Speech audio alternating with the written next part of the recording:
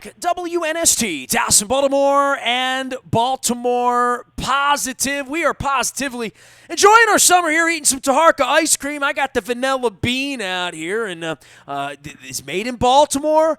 Award-winning ice cream to serve up social change. We're serving it up as the summer months get hotter. You can have it delivered to you at Taharka. Also, shout out to our friends at State Fair in Catonsville. They're going to be opening El Guapo Mexican restaurant across the street here before the end of July. So make sure you're enjoying the 4th of July over at State Fair with some chicken and waffles. I'm going to take my wife over for some Bloody Marys here on the holiday weekend. And, of course, Fadley's Crab Cakes. They're shipping them all over the world. You want to be a hero for the 4th of July. Be an American hero. Ship some Fadley's Crab Cakes to some friends from world-famous Lexington Market. And, of course, Moeller and Gary Realty closing those deals all summer long.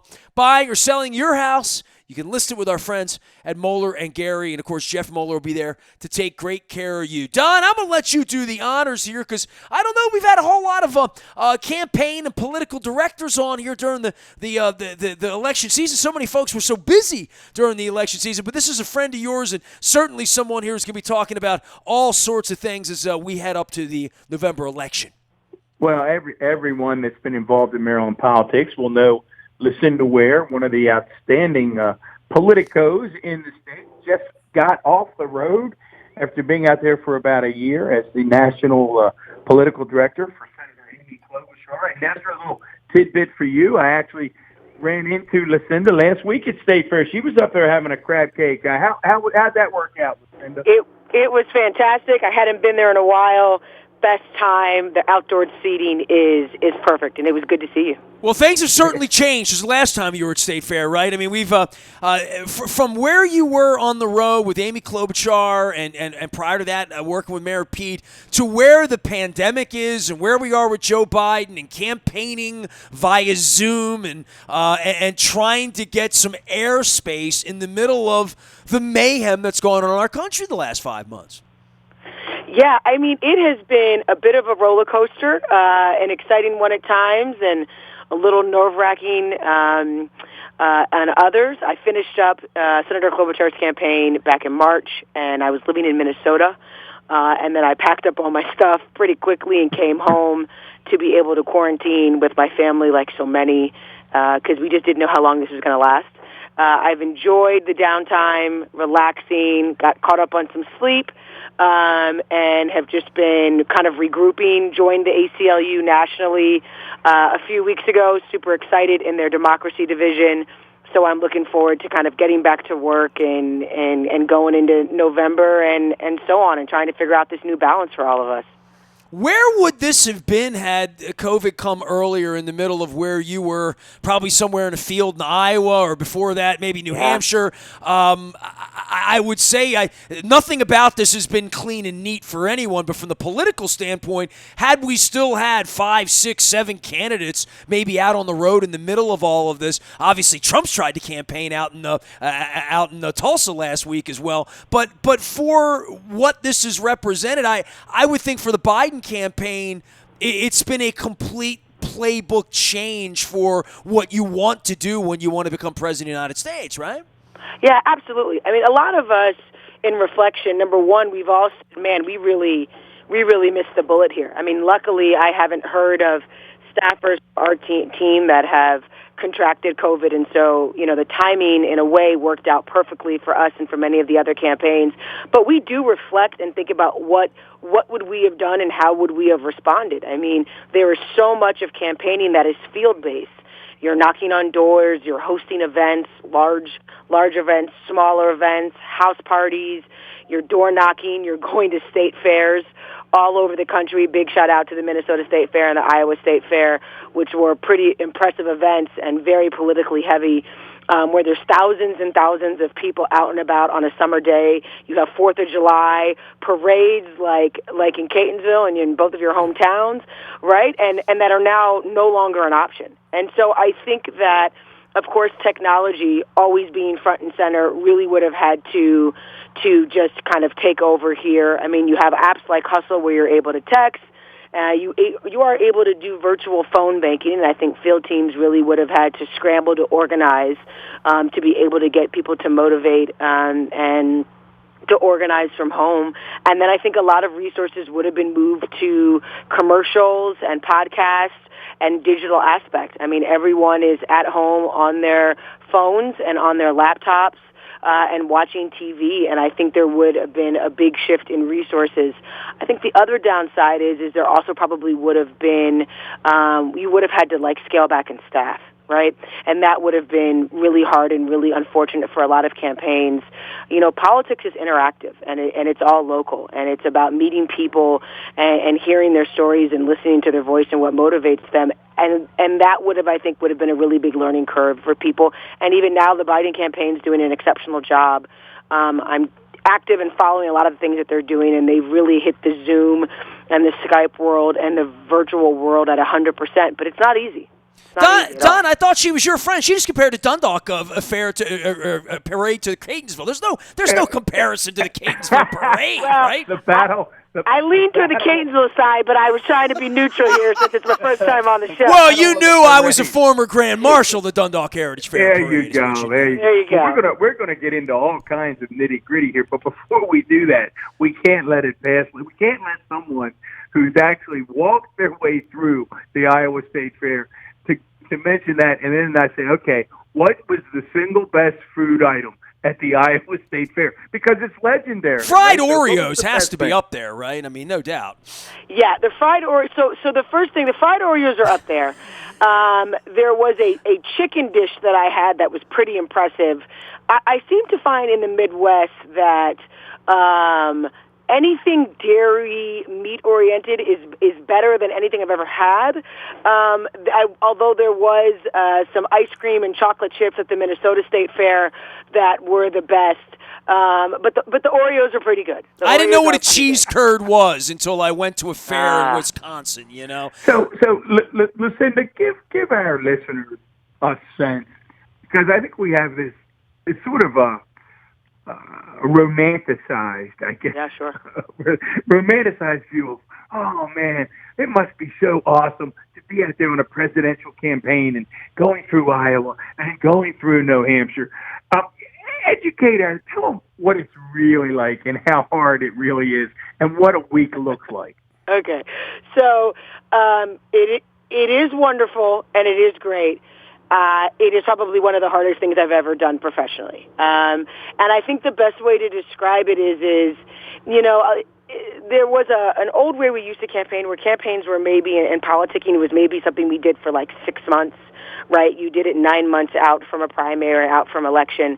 And now campaigning has transformed into something where you start a year and a half out. And you are going hard from day one. So by the time you've hit the primary, you've hit a general election, you've lived on so many different sofas and in so many different hotels, and you've acquired so many frequent flyer miles that, I mean, you don't know if you're coming and going. And from day one when I joined the campaign back in April of 2019 to this really dynamic team that was working really hard, that was how hard we were going toward the grind. I mean, I moved to Minnesota, but I can honestly tell you, month to month, I was probably only in Minnesota for about a week or two at any given time. You'd fly in, you'd go into the office for a little bit, and then you'd have to fly back to either Iowa or New Hampshire or South Carolina or Nevada, all of the early states. And then as the campaign continued to, move forward, the campaigns, you would have to go to battleground states and go to Super Tuesday states. And so we were always on the road, always flying into different time zones, different hotels, trying to figure out if you can find a way to get a new white shirt, a new dress, new shoes. You've lost your favorite sunglasses, you've lost your lucky backpack, right? And a lot of transition, a lot of long and late nights. There's a lot of work that goes into debates, and I think that is sometimes something that people were always shocked by. We were usually on the ground before a debate a week and a half in advance. There's so much prep that the principal needs to do, but there's so much work that the campaigns and the teams and the staff members do on the ground leading up to debates. So there would be times when maybe I'm in South Carolina or L.A. for a week or two before big debates, hosting events and planning events and trying to get the word out about your candidate. And then the next thing you know, you pick up the next day and you're someplace else. So it's quite exhausting. It is exhilarating, but it is 24/7, 7 days a week, traveling all around the United States to try to get the message and the word out about your candidate. And it's really hard to do. So much of it feels like momentum, right? And almost like a baseball game or a football game where something happens and there's all this reaction to it, where polls come out and someone has a good debate, someone has a bad debate, someone insults somebody insults somebody else. I think we saw a little bit of that. Where were you in joining Amy Klobuchar in the belief that out of that pool of candidates that she would still be on the trail right now and you would have lived your life in the way that I guess Joe Biden's staff is living their life right now? Yeah, sure. So I think it was really interesting for me, and one of the things that was appealing about Senator Klobuchar is I had never worked in Midwestern politics yet. Right, I had never worked on a Midwestern race before. My mom's from the Midwest. She's from Indiana, and I had joined Mayor Buttigieg's team when he ran for the DNC chair, and spent some time in Indiana and South Bend, which was a wonderful experience. But other than that, I had never really worked a Midwestern race. And Midwestern politics is very, very different than the East Coast and the South and New England and other regions of the country. And every cycle, every 4 years, but whenever we have a major presidential race, Midwestern politics and what is happening in what I guess they would call flyover country is a term that's often coined and used, is a bit of a phenomenon and is a bit of an unknown. And oftentimes Midwesterns feel that they have been forgotten. And so what makes it different, Lucinda? I'm going to jump in. What makes it different? I love that perspective. What feels different about it from what you and I know here on the East Coast? Sure.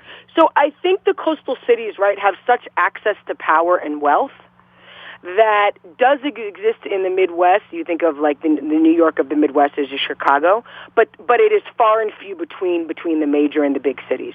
Right, and the reality of it is industries have left the Midwest. There is still, the farming is there, and it is so important that we provide an emphasis on what is happening in our farming communities and in agriculture. But I think that it is just naturally forgotten, and the power has shifted.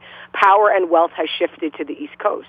And so they have now become, the major priority in terms of decision making and in terms of policy and legislation. And so, again, the Midwest is just looked over as not a dead zone, but I think that it has forgotten the heart of small town America and rural America has just kind of been written off, when in actuality there are a lot of tremendous opportunities and a lot of growth and a lot of movement happening. But it's just something that people have become unfamiliar with because we've just moved to the north and the west and the south. And we have put our resources in economic development and growth has happened there, and we haven't put it toward the Midwest. And I think that people just forget that there are large cities and opportunity or medium-sized cities that are thriving, and there is a rebirth and a growth that is happening, and that support is needed. And so, it could be sometimes in a lack of diversity. It is definitely in a lack of jobs and opportunity, and it is definitely a lack of the economic development and opportunity that we see in the coastal areas. Now, so your candidate, I mean, and I want you to weigh in, but your candidate, by all accounts, got high marks pretty much across the board. As a matter of fact, I would say that with many of the folks that I talked to, they would say, I really like Amy. And then there was always this but I think Biden might be the safer choice, and there's nothing more important than ending this national nightmare. I heard that over and over. I really like Amy, but as the national political director, is my analysis right? Did you run into that? Yeah. And tell us a little bit about your role as national political director. Yeah, sure. I would think all the candidates that were not on Vice President Biden's team probably ran into that. And I think that is a conversation that is natural to have and often happens very early on, right? Because you have to give people time to learn about the candidates. And I am someone, full disclosure, I was very familiar with Senator Booker and Senator Harris, who are absolutely wonderful, and Senator Warren and Gillibrand and Senator Sanders and former Secretary Castro. There are a lot of other candidates that maybe I was more familiar with. But even I, as a Marylander and from the East Coast, I knew of a moment that Senator Klobuchar had during the Kavanaugh hearings. But I was not fully aware when I joined her team of all of her successes and what she had been doing in Minnesota and what she'd been doing on the Hill. And again, that had to do with that I had never really worked in Midwestern politics, right? My background was very much in the North and the East and the South. And a lot of the issues that she is very vocal on are not necessarily issues that I am naturally connected or gravitated toward, right? And so you have to give voters an opportunity and a chance to get to know the candidates. And I found that a lot of times when we heard people say, I really like Senator Klobuchar, but I'm leaning toward or Vice President Biden, or, I'm thinking about voting that way, it just came down to not knowing enough and not knowing more about Senator Klobuchar. And then that's when it's our job, and I spent a lot of time, and as did my team as National Political Director, trying to help people understand the senator and her history and her policy and her stance on things. And it's just about the familiarity. I mean, everybody knows Vice President Biden, and he has been around for a very long time and has worked very hard to get to where he is today. The great thing about this presidential cycle is now there are 12 more Democratic powerhouses or political powerhouses in this country that the majority of the Americans knew nothing about, and now that they do. And I think all of them are the future of politics in this country, and I think it's really exciting, and it's really great for all of us. We are chatting with Lucinda Ware. She is the former National Political Director for Amy Klobuchar. We're talking about that, but certainly we're going to get into the new role with the ACLU as the Deputy Director of Policy and Campaigns and the Democracy Division. Talking about all this stuff. Go ahead, Don. I know you got more. No. Well, I just, anytime you get Lucinda, you get to pick her brain, you take advantage of it. Lucinda, should this be the last cycle that the Democrats begin in Iowa and New Hampshire? And should that be it? Should that ship have sailed finally? Yeah, that's a really good question. I mean, gosh, being in Iowa during that time it was professionally earth-shattering. I mean, we all didn't know what to do and how to respond. I mean, I think it is a tough question. Professionally, I think that. Yeah, I mean, I think that the Democratic Party and the Democratic establishment, there are going to be and will continue to be heavy conversation about moving, the early states and the first states where we vote. And there is something to be said about choosing states and going places that are more reflective of the country and the demographics and the face of America. And so I think that there is a high probability and likely that we will see next presidential cycle, a state different than Iowa. With that said, and I think it's important to say this because, again, I spent time in Iowa, I have lived in Iowa, and I enjoyed my time there, and I really have made some really great relationships personally and professionally. Iowans hold the caucuses very dearly to their hearts. And they take it very seriously. And that was something that I didn't know going into the cycle, and I didn't know about Democratic politics in Iowa and in the Midwest. They understand their role and responsibility and what can follow and flow after they go first. And I think that that's something that all of us have to remember and hold sacred, whether the caucuses stay in Iowa or whether they go elsewhere. It's a huge responsibility for any party. It's a huge responsibility for any state. You are put in the light center stage, and you have people nationally descending on your state and your cities for very long periods of time, working really hard. And so, Iowans do take it very personally and very seriously, and that is why what happened really was so unfortunate. In the end, who it really hurts the most is Iowans who believe very much in the power that has been given to them for a very long time now. Well, you mentioned Midwesterners feeling flown over or passed by. Imagine that, right?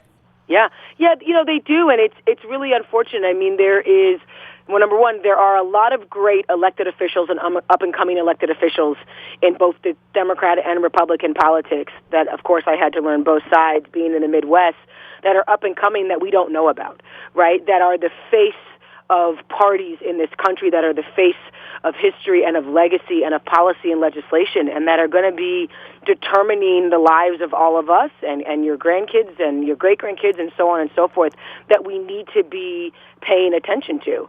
And a lot of them are women, and a lot of them are of color, and they are passionate and they are dedicated, and they are living in Missouri and in Kansas and in Illinois and in Indiana.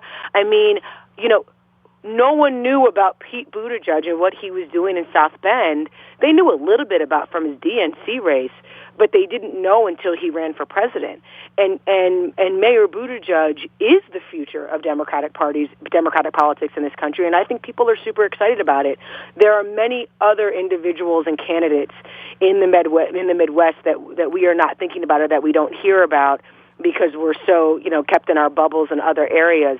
And those are this is one area we're talking about politics, but there's a lot of great things happening that I think that we all need to wake up to and open ourselves up to and understanding, and in bringing us this together as a country in general. Well, this is Joe Biden's decision to try to figure out how to win this election and picking a VP, right? And obviously, your candidate Amy Klobuchar was part of that conversation. Lots of other females are part of that conversation after Joe Biden made the statement that he was going to pick a female.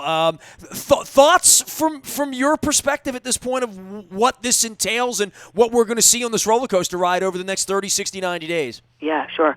Yeah, so number one, I got to hand it to Vice President Biden's team. I mean, these individuals are campaigning during an unprecedented times, whether it's through COVID, whether it was, beginning with a very crowded primary, right, where Vice President Biden was able to gain traction, not until South Carolina, right? And so we've had this unheard of, unprecedented primary, and then he is able to hop on this wave, which is fantastic. And then COVID happens, and then we have, uprisings happening all around the country, which is super important. And you also have women continuing to be front and center as leaders and role models, and leading the charge for us. And the reality of it is, we need to get a woman in the White House. In general, and I think that Vice President Biden and his team, they know that, and they are seizing a moment and an opportunity. I think they also know that they have to be very careful.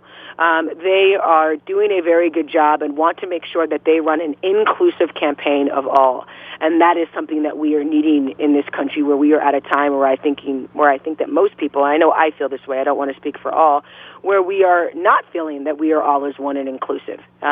And that there is a lot of divide happening.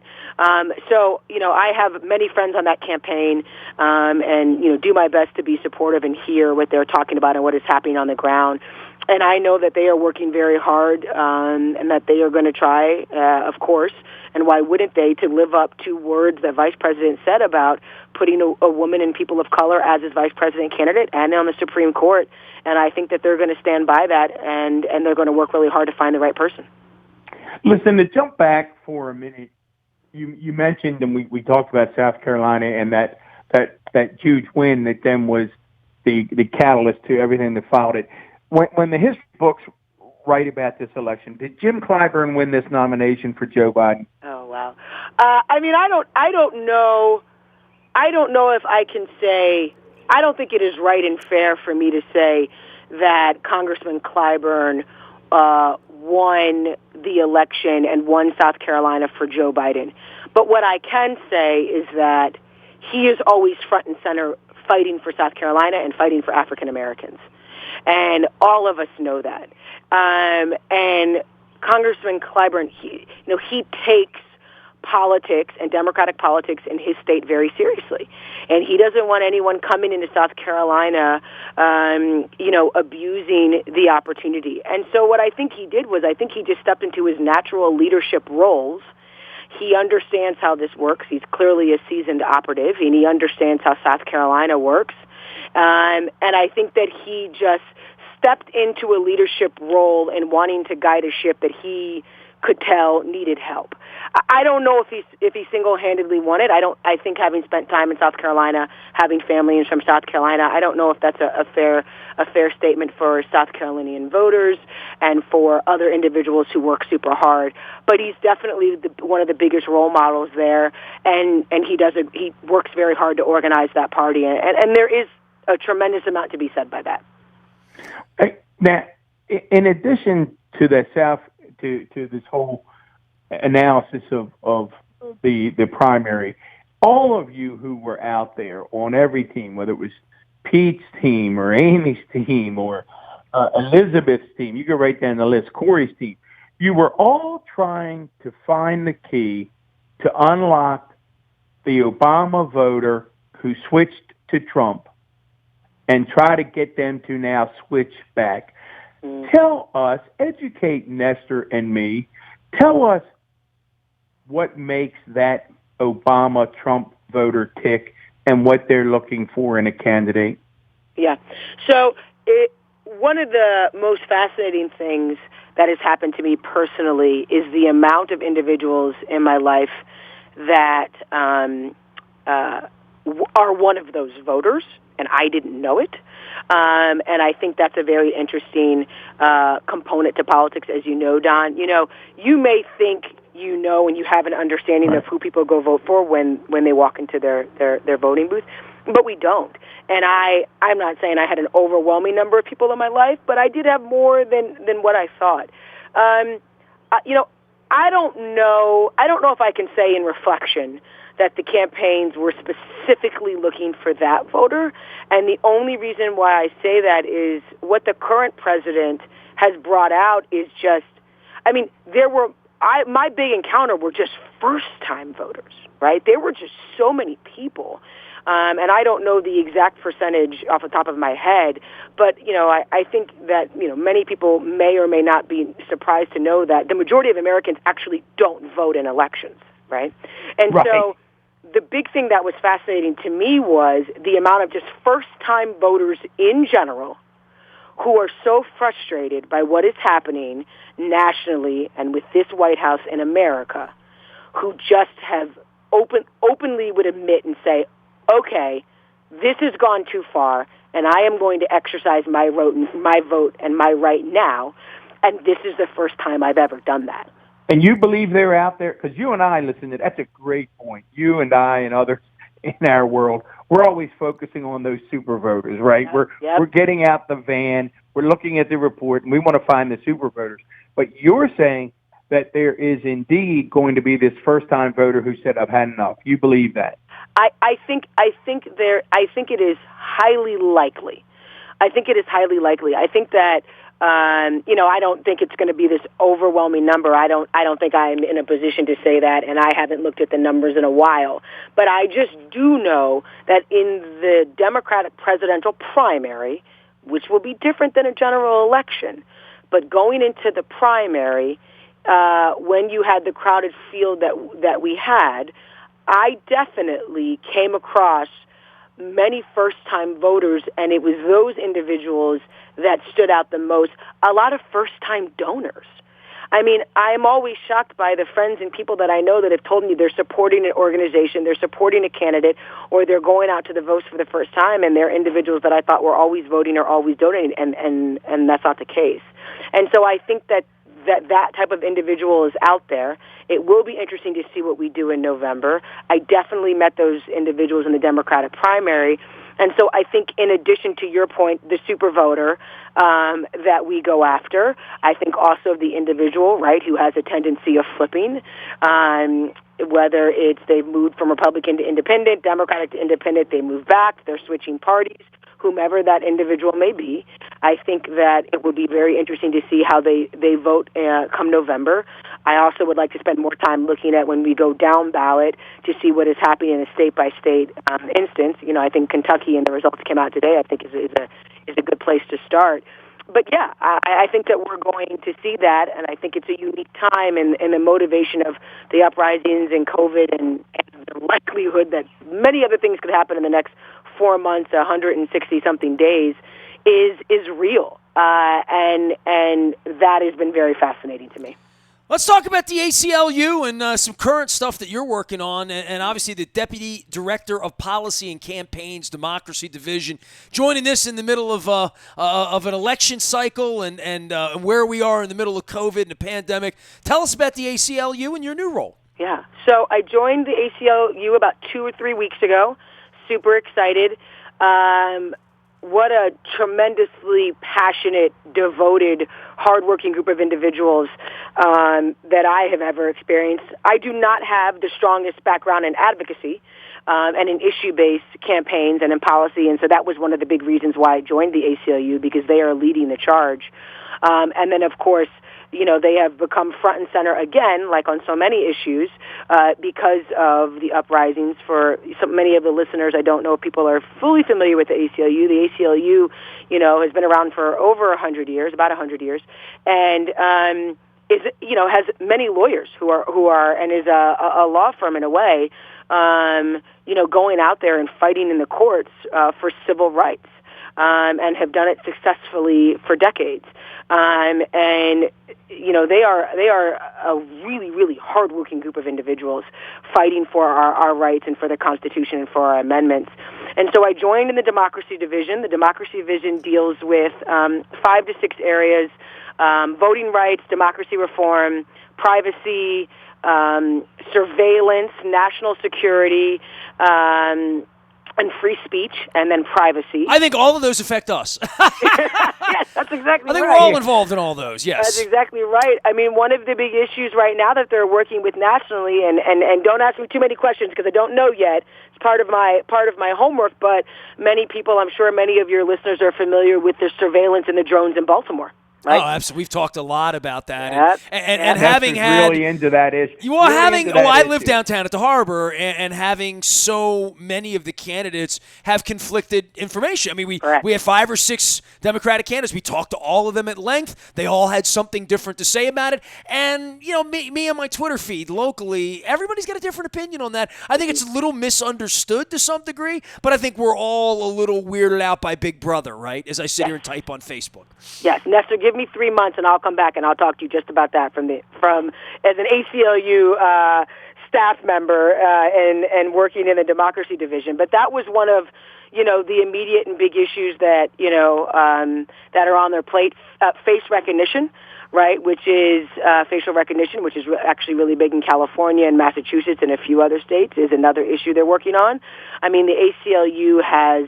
The DACA ruling out of Supreme Court was a tremendous win for them, as well as the LGBTQ IA plus win when it comes to discrimination in the workplace, right? That was huge. And then again, just recently, abortion rights, right, which was yesterday, right? So there are just so many issues that the ACLU is working on, and I explained a little bit what we do in the Democracy Division of the National Political Department, NPAD. And our focus, is 50% the policy and the legislation, and working on it on a federal level on the national team. The ACLU has over 47 affiliates. The affiliates will be the ACLU branches that are on the state level, right? So they are working on these same issues, but on the state level. And then also the other side to this is the campaign side. The ACLU is nonpartisan, right? So we do not endorse specific candidates. What the ACLU's focus and purpose and desire is to make sure that our over 8 million members and other individuals that rely on the ACLU to be an informative, objective, resource and organization and a place of information for them.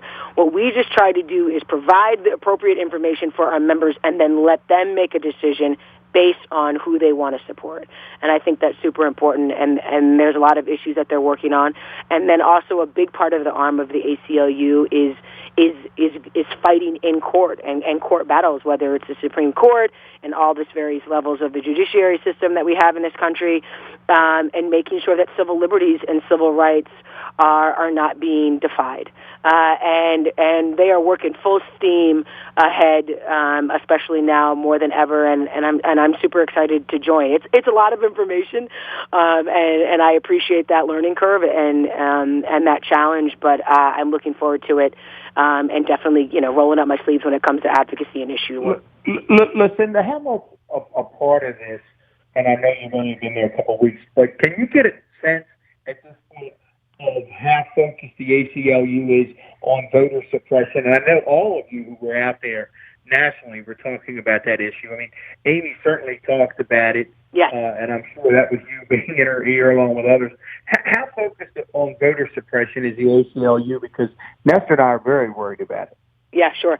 Yeah, and we all should be. And I appreciate you and Nestor being open about it and discussing it on your show, because every single American should be worried about voter suppression and voting rights in this country. I mean, we cannot call ourselves a democracy and continue to have this problem in this country. That is not how this works.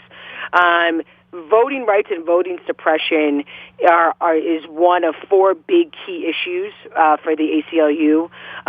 They take it very seriously, and our democracy team spends a lot of time and works very hard on the issue and on the matter, and will continue to do so. We collaborate with a lot of organizations like Stacey Abrams for Fight, right, and you know, there are tons of elected officials like Senator Koblachar who are front and center with the issue.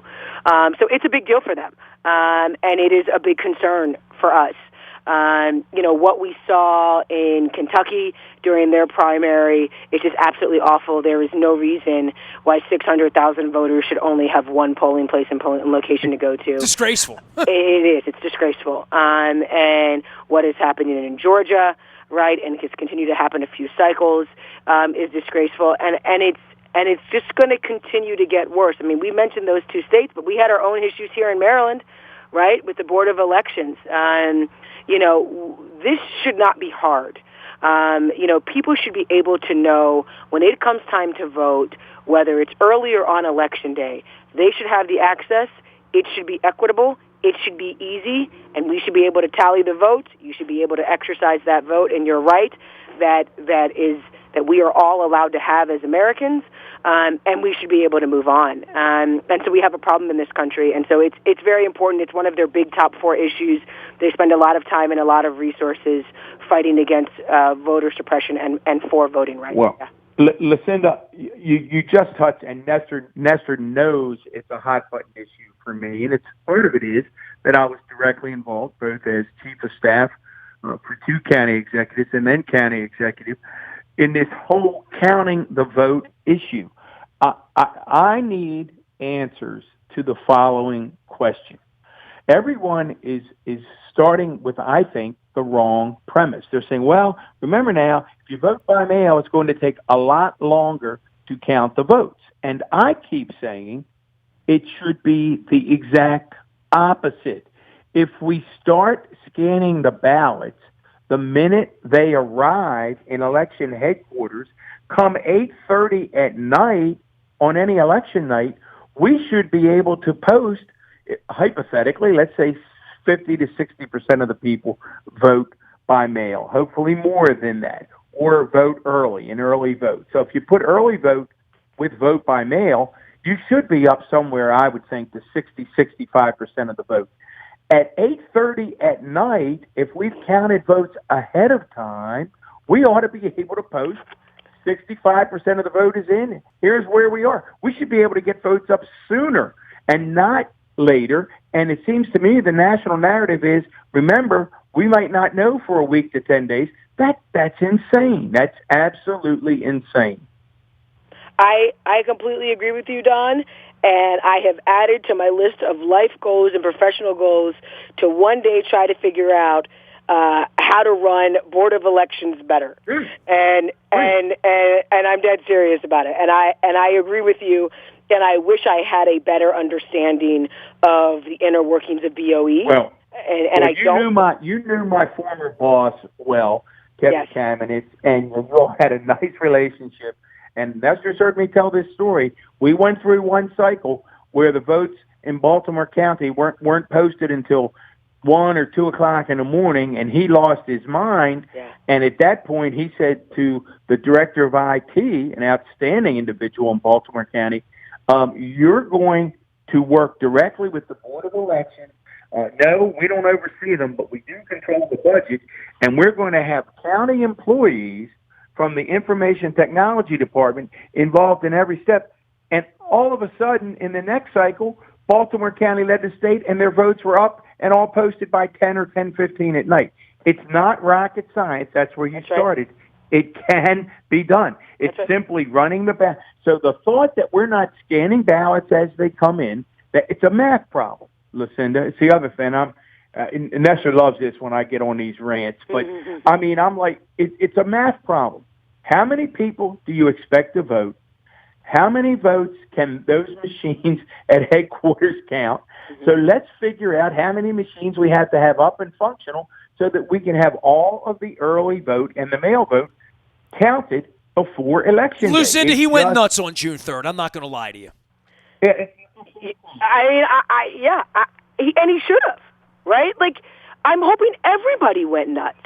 But, you know, Don and Nestor, I'm glad you guys are going nuts on your podcast about it. You know, if anyone is sleeping easy or they are not disturbed by what is happening with our right to vote in this country, they really need to go home and have a really tough conversation and a look in the mirror about the life that they want to live. And they need a crash course in understanding the direct correlation between voting and government and the life that they're living. And the corruption of the people trying to take that right away from you. That too. That's and exactly it's not right. It's not a Democratic or Republican issue. Yep. It's just really, really simple. We ought to believe that everyone in the United States should be able to vote. We ought to be able to count the votes effectively. And let's not forget, and let's put to bed this whole idea about somehow voter fraud. The president had his own commission that found no voter fraud. They actually disbanded President Trump's commission because they couldn't find any voter fraud. Let's forget voter fraud because it doesn't exist, and let's focus on how to count the votes. Lucinda, it has been terrific. I knew it would be fun having you on. Let's catch up again soon. I would love it. Thank you for having me, and it is great to hear the both of you today. Have a good day. Lucinda Ware, former national political director for Amy Koblachar, now serving just for a few weeks with the ACLU as the Deputy Director of Policy and Campaigns in the Democracy Division.